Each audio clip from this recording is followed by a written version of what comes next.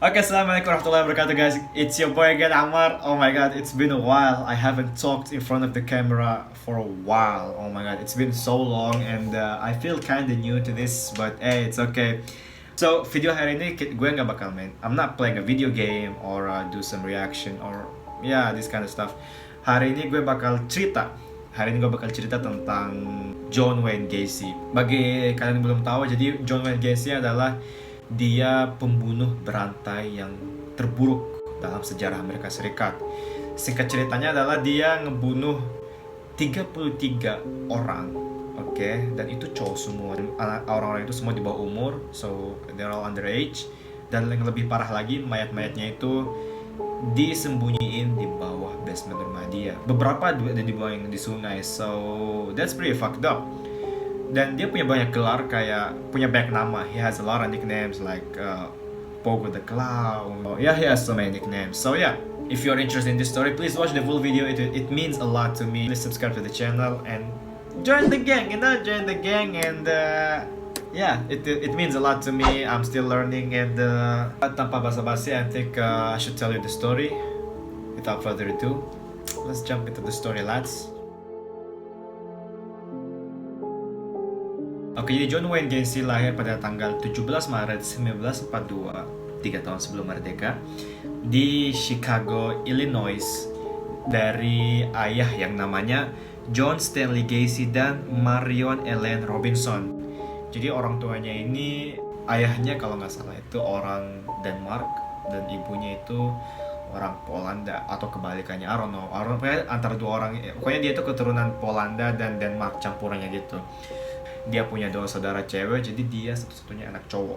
John Wayne Gacy ini masa kecilnya tidak bahagia. Dia beda dari yang lain. Kenapa? Karena ayahnya itu abusive sekali. Ayahnya itu selain abusive secara verbal, dia juga abusive secara fisik. Jadi dia waktu kecil sering melihat ayahnya itu mukulin ibunya. Bukan saja ibunya, si John Wayne Gacy ini juga mengalami kekerasan verbal ataupun fisik. Dia sering dipukul pakai sabuk, dipukul pakai sapu, dipukul juga pakai razor straw. Pokoknya dia sempat dipukul bahkan sampai dia sering pingsan dan yeah, it was like that. Bahkan ada temannya Gacy cerita bahwa si Gacy ini sering dimarahin, sering dipukul tanpa alasan gak jelas.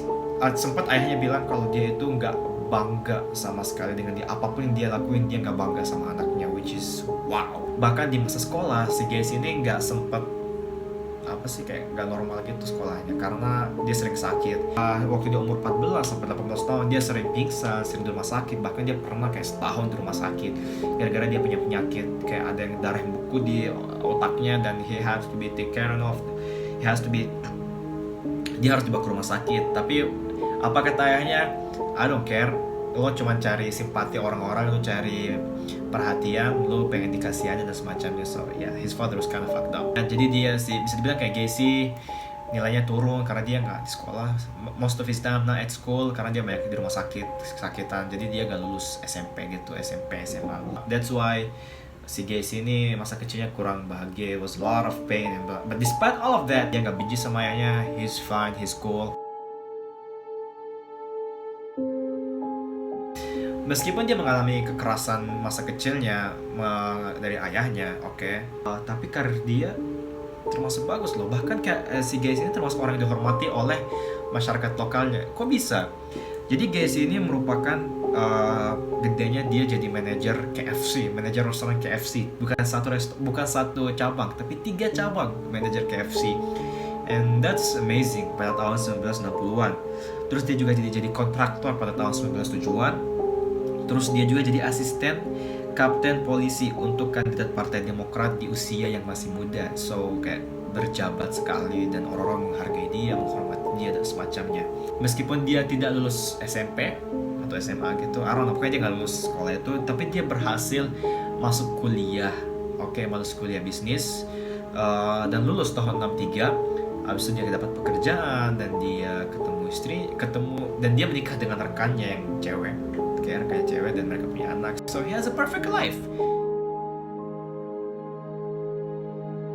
Pada tahun 1967, Si Gacy ini melakukan pelecehan pertama kepada karyawan remaja dari restoran yang dia kelola. Dia bangun klub juga tuh di bawah rumahnya. Dia bangun klub.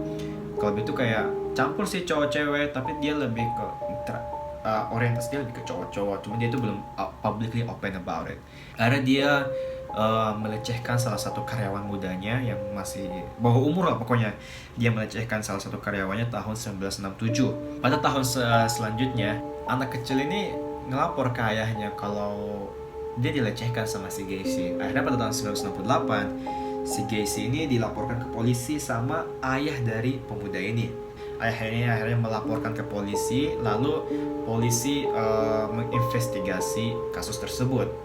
Si Gacy pastinya ya ngotot ya, nggak marah karena dia bilang itu bukan dia yang itu, dan apa yang dilakukan itu semua tuduhan palsu. Oke, si anak remaja ini membohong. Pada bulan Agustus tahun 1968, si Gacy ngebayar orang buat mukulin si Voorhees ataupun orang-orang yang ngebantu Voorhees ini. Kenapa? Karena dia ya pengen habisin aja, pengen dihabisin, pengen dipukulin. Cuman ternyata orang bayarannya itu ketangkap. Dan akhirnya dia ngaku. Akhirnya si Gacy ditangkap. Masuklah penjara tahun 1968. Dia dikasih hukuman 10 tahun dalam penjara atas kasus sodomi atau pelecehan seksual terhadap remaja di bawah umur. Nah, jadi selama di penjara si Gacy ini ternyata bersikap baik. Akhirnya dia dilepas. Dia dilepas setelah 18 tahun di penjara atas sikap dia yang baik. Dia dilepas, itu berarti tahun 1970 dia dilepas dari penjara. Jadi pada tahun 1975 si Gacy ini kan dia salah satu member Partai Demokrat lokal. Nah, di situ ada juga klub badut gitu namanya Jolly Joker. Oke, ada Jolly Joker. Jadi dia di situ belajar tata rias, dia bangun karakter badut dia sendiri, dia belajar kayak make up muka, make this clown stuff, and eventually he created a new clown character of himself, dan dia namain Pogo the Clown atau Pogo si pembalut, Pogo si badut, kok pembalut sih, Pogo si badut, and jadi karakter dia ini digunakan untuk acara-acara fundraising untuk membuat anak-anak senang, anak lokal di masyarakat dia senang, dan bla bla bla. Ya, gue untuk anak-anak lah, dan dia hadir berbagai acara, apalagi dia aktif di Partai Demokrat. Dia dijadiin direktur organisasi atau apa gitu. Dan dia ngadain acara tahunan dari tahun 1975 sampai tahun 1978. Dia itu jadi direktur acaranya, dia ngurusin semua. So he gained a lot of respect, a lot of trust from his surroundings. Bahkan dia nyampe di level dimana dia foto bareng sama ibu negara waktu itu, si Rosalind Carter, istri dari Presiden Jimmy Carter. Dia foto bareng sama ibu negara, pakai pin ada huruf S-nya, which is some sort of appreciation atau penghargaan karena si Gacy ini melakukan good stuff, and ya punya penghargaan karena melakukan sesuatu yang wow. Si Gacy dapat foto sama ibu negara, terus pin dan penghargaan, dan foto itu ditandatangani lagi oleh ibu negara. Padahal dia nggak tahu kalau si Gacy ini ada sisi gelapnya yang tidak disembunyikan. Nah, jadi ya bisa dibilang si John Wayne Gacy ini punya kehidupan setelah dari penjara. Dia has a normal life, make people proud of him and being respectful and everything. Tapi ternyata tidak. Dalam sisi lain dia melakukan banyak hal yang gak orang ketahui. Jadi dari tahun 1972 sampai tahun 1978 dia melakukan banyak sekali pembunuhan yang gak orang tahu. Sebenarnya banyak sih kayak laporan-laporan dan investigasi yang mengarah ke Gacy, tapi entah kenapa polisi itu kayak gak mau nangkap dia, entah kenapa polisi itu kayak gak mau mengajuin kasus itu. Cuman mereka kayak merhatiin kelakuan Gacy ini karena mereka melihat track kriminalitas si Gacy ini aneh gitu, ada pelecehan seksual terhadap bawah umur. Akhirnya pada tahun 1978 salah satu korban, ibu dari korban melapor bahwa anaknya hilang. Anaknya umur 15 tahun di terakhir kali mengatakan bahwa dia akan ketemu dengan John Gacy setelah dia selesai kerja di apotik, kayaknya dia di apotik. Semenjak itu dia nggak pernah pulang, hilang, gak ada jejak, dan ya he gone. Akhirnya si ibu ini ngomong sama polisi kalau si Gacy harus diinvestigasi. Kenapa semua berkaitan dengan Gacy, anak kasus yang hilang, pembunuhan dan semacamnya. Nah otomatis ya si Gacy menolak. Dia bilang ini bukan nggak ada terkaitannya dengan dia. Semua ini adalah tujuan politik, maksudnya dari musuh politik dia yang mau mencemarkan nama baik Gacy ini. So akhirnya bulan Desember 1978 polisi mendapat izin untuk menggeledah rumah Gacy. And guess what happened? Waktu rumah digeledah, they found a lot of shocking stuff. Mereka nemukan banyak hal yang shocking. Jadi mereka nemu identitas yang bukan milik dia. Mereka nemukan kayak sex toys, baju-baju yang gak pas buat ini, kayak serem lah. Dan paling serem lagi mereka nemu kayak 2 lubang dalam ke lemari atau dinding gitu yang nggak ada gunanya. Maksudnya ada apa? Kenapa ada lubang di sini gitu? Akhirnya salah satu polisi mencium ini kayaknya ada bau mayat, bau orang mayat yang membusuk. Akhirnya ya curiga lah dan ditangkap si Gacy ini, ditahan, lalu dibawa ke penjara pada tahun 1980 untuk dihakimi. Setelah digeledah rumahnya, mereka menemukan kurang lebih 26 korban atau sisa-sisa mayat dari korban Gacy ini. Selebihnya ada di sungai. Nah, mereka bisa tahu karena di tahun yang sama juga si Gacy mengakui di mahkamah kalau dari tahun 1972 sampai tahun 1978 Gacy membunuh kurang lebih 30 sampai 35 orang, dan semua mayatnya itu adalah laki-laki di bawah umur. Ya ada juga yang di atas umur, tapi rata-rata itu dari umur 15 sampai umur 21 tahun. Dia bilang kalau pembunuhan dia itu ada berbagai cara. Bisa dia memancing mereka untuk bekerja, bisa yang dipanggil karena uang, bisa juga yang dipaksa dengan kekerasan. Dia kadang pakai kostum badut untuk manggil mancing korban-korbannya.